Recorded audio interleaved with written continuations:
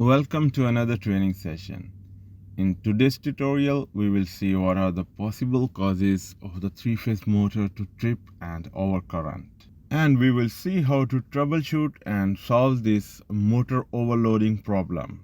As we all might have faced this problem, when a motor trips, it's sometimes really hard to figure out what is the actual reason behind the tripping of the motor protector breaker. Let's quickly start today's tutorial. As you can see that we have a conveyor setup today. A motor and a gearbox is attached to the conveyor chain to drive it. As we turn on the conveyor motor by turning on the selector switch, the motor contactor turns on and the conveyor belt starts to run. After some time, the conveyor motor starts to overload and draws more than the rated current, and eventually the motor protector breaker inside the control panel trips and conveyor stops. If we go back and open the electric panel for this motor, you can see that the motor protector is tripped and thus cuts the power being supplied to the motor by turning off its contactor. Now the motor is tripped. First we can check the motor nameplate and check the rated amps of the motor. We have to confirm that the tripping limit in the motor protector breaker is set as per the motor nameplate. In our case, you can see that the motor rated current is 1.6 amps. So we can set the current limit by rotating this knob using the screwdriver.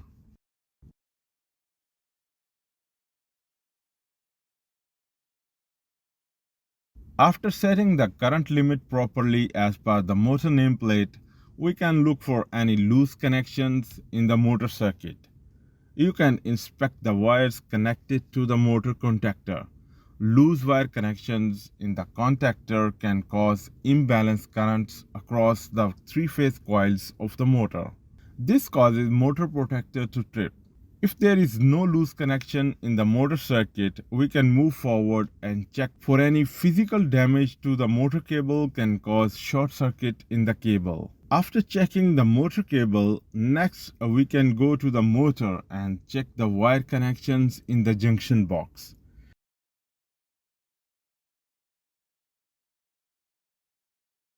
If the wires are connected properly to the terminals and there is no loose connections there, the next step is to determine if the breaker is tripping because of the mechanical or electrical component failure.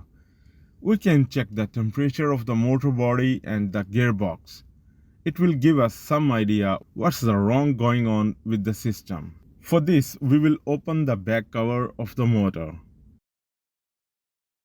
If you try to rotate the motor shaft by grabbing the motor fan, and you find really difficult to move the motor shaft or it is not moving at all, this means that there is something wrong with the mechanical components of the system. So first of all, we will observe the whole conveyor system. Sometimes something stuck inside the conveyor belt or broken bearings in the system can cause the motor to get overloaded and cause the tripping of the breaker. Once we inspect the belt system, we will check the gearbox and open its oil plug and check the oil level in the gearbox. Lack of lubrication oil in the gearbox will cause the high friction among the gears inside the gearbox. Eventually, it can worn out the gears.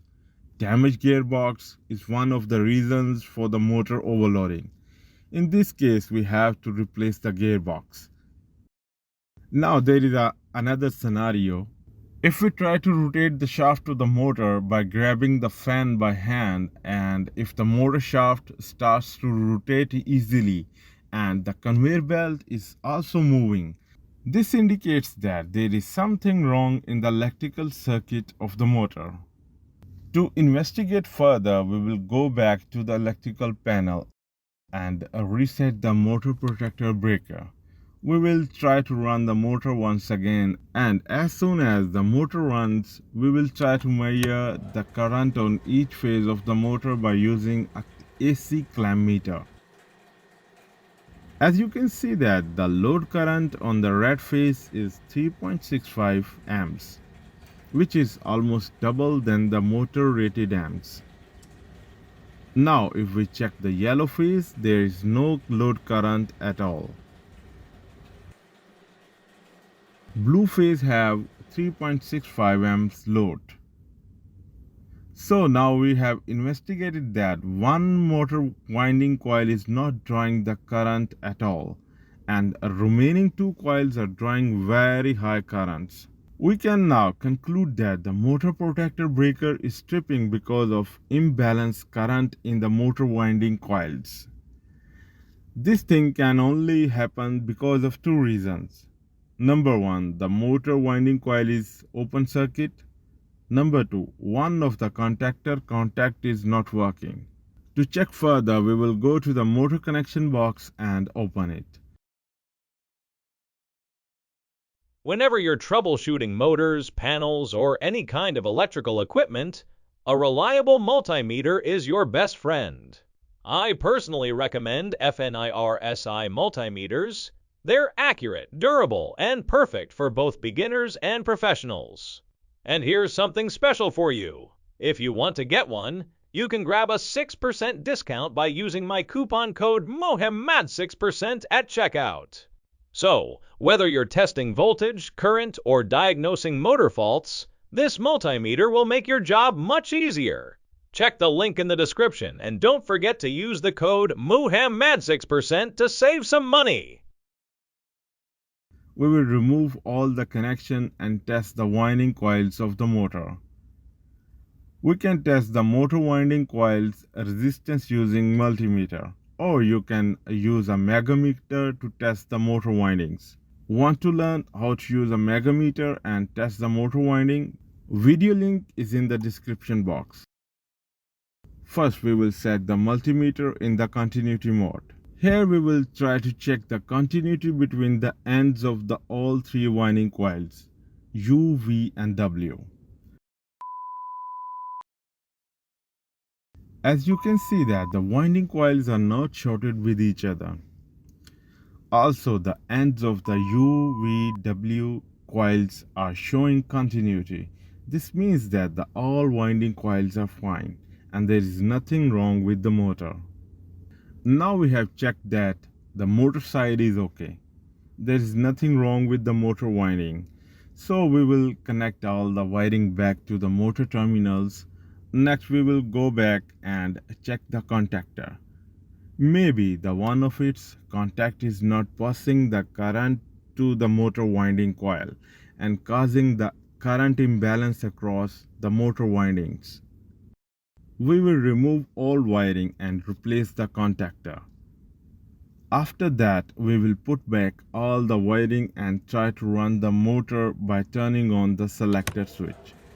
As you can see that this time the motor is not tripping or overloading and it is running smoothly. The problem was the faulty contact of the contactor for this motor. Now if we go back to the electrical panel and measure the current across each phase, you can see that the current across each phase is 1.67 amps and it is very close to the rated current mentioned on the motor nameplate. The problem was the faulty contact of the contactor, which is not allowing the current to pass through the yellow phase. Now we have replaced the contactor and problem have been solved. So this is the procedure how we can investigate and solve the motor tripping problem. I hope you liked today's tutorial. Please do share, like and subscribe this channel, and till next video, take care and goodbye.